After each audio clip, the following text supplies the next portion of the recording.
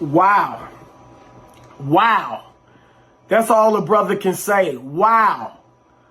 I said it all along, and y'all remember, despite all the injuries, which obviously you hate to see in the playoffs, the playoffs themselves were fantastic.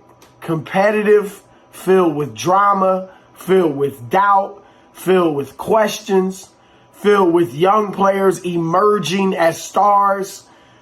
And then the NBA Finals closed it out in the right way. It was a tremendous series. And congratulations to the Milwaukee Bucks and Giannis Antetokounmpo. Giannis was phenomenal. To be able to play the best game of your life in the biggest game of your life is ridiculous. It's unbelievable. To be able to hit the free throws, to basically conquer your weakness, your biggest fear, your biggest challenge in the moment of truth. Phenomenal. And so you got to give this dude his props. He did it the old-fashioned way, not to disparage any other way of winning it. But he stuck with his team. He went through the heartbreak like Isaiah Thomas did in Detroit, like Michael Jordan did in Chicago, like Julius Erving did in Philadelphia, like Dirk Nowitzki did in Dallas. Went through the heartbreak when it looked like at times you're not winning it. You're not going to win it. And he persevered and delivered. What a performance. We've seen some fantastic closeout games in NBA history. Shaquille O'Neal had a bunch of them in the three-peat with Kobe. Michael Jordan obviously has some phenomenal ones, none bigger than the one in Utah with the jumper, the iconic jumper at the end. LeBron James has some phenomenal ones, triple doubles in closeout games. But in the NBA Finals, it's hard to find a game in a closeout game better than what Giannis did. I probably would have to go back to Magic Johnson as a rookie. 42 points, 15 rebounds, 7 assists against Dr. J and the Philadelphia 76ers when the MVP that year, Kareem Abdul-Jabbar, is injured in Game 6. Don't play Game 6. And Magic stepped up. But, and I've often said, and I still will say, that was the most incredible individual performance in NBA history just because Magic was a rookie, a 20-year-old rookie. And can you imagine if a rookie did that now? I mean, my goodness, it'd be ridiculous. So I give Magic that. But Magic also got 37 points and 10 rebounds from his Hall of Fame teammate Jamal Wilkes in that game. My point is this. Giannis, with all due respect to the rest of the Bucks, Chris Middleton hit the big shot at the end of the game, or a big shot at the end of the game.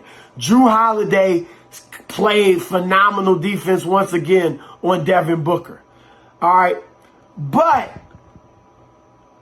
it was largely, as much as it can get in the NBA, because obviously you always have some degree of help, but it was largely a one-man show. I mean, because the only Bucks player outside of Giannis who had offensively his typical game or better was Bobby Portis. Brook Lopez was okay, but he only scored 10 points. But Chris Middleton didn't have his typical offensive game. Not even his average one. Drew Holiday shot 4 for 19. So Giannis carried them offensively and defensively, despite Drew playing great D. But Giannis obviously protected the rim.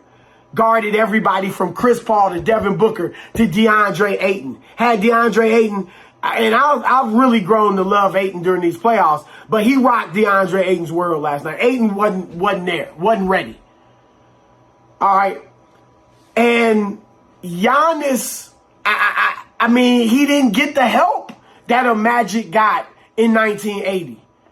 So I got to look at this as perhaps the greatest closeout game we've seen. I mean, this was ridiculous. And here's the thing. And I've been critical, as many have, of Giannis's flaws. Shooting too many jumpers when he can't shoot jumpers well. Running the point or a point forward and being more perimeter than he needs to be. He's got those perimeter abilities. And I think in this series, these finals, he found the right mix. He really was dominant inside on both sides of the floor. And then the times when he was on the perimeter, he made the right reads, made the right passes, made the right plays. If he plays this way going forward, where he's not putting his weaknesses on display and being the point forward, he doesn't need to be a point forward because Drew Holiday can handle the rock and run the offense. At times, yes. Because he's got that ability, because it's a different look, because we're going to mix it up. Yes, you can have the ball in Giannis' hands, especially in transition. I love him with the ball in his hands in transition because he'll Euro step and jam on you. But if he plays in the half court like this going forward, watch out. Watch out.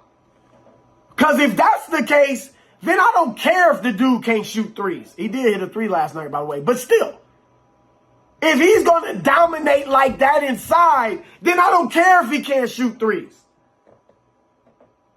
Shaq wasn't shooting threes. Kareem wasn't shooting threes or even long jumpers. Nobody's stopping this cat in the paint, and he's going to get there in different ways. He's going to flash. He's going to cut. He's going to pick and roll. He's going to get there Euro step in transition. At times he'll post. He'll be unstoppable. And you know with his work ethic, he's going to continue to work on the J. And I don't mind him taking some. Keep the defense honest. But as he continues to work on it, and if that jumper, that mid-range shot gets adequate. I was talking to a GM last night from an Eastern Conference team, or yesterday before the game. And he said, it's scary. This is before the game. He said, because I think now Giannis has figured it out. He said, just like Michael figured it out.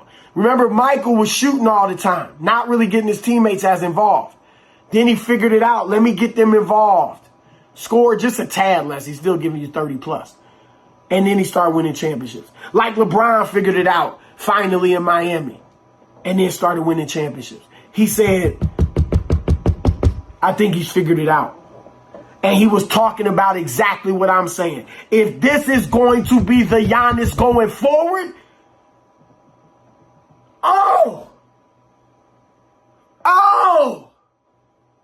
watch out.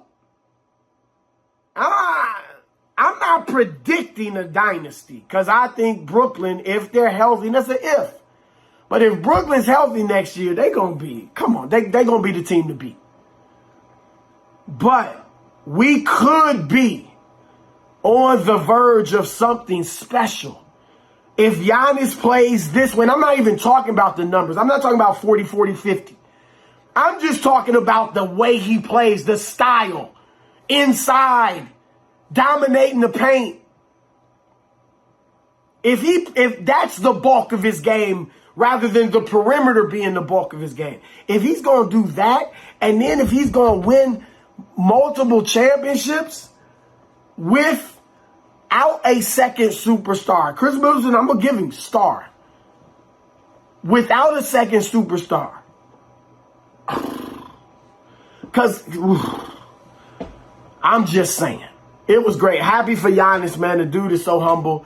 The dude is so transparent. I'm happy for him, man. What a finals. What a finals.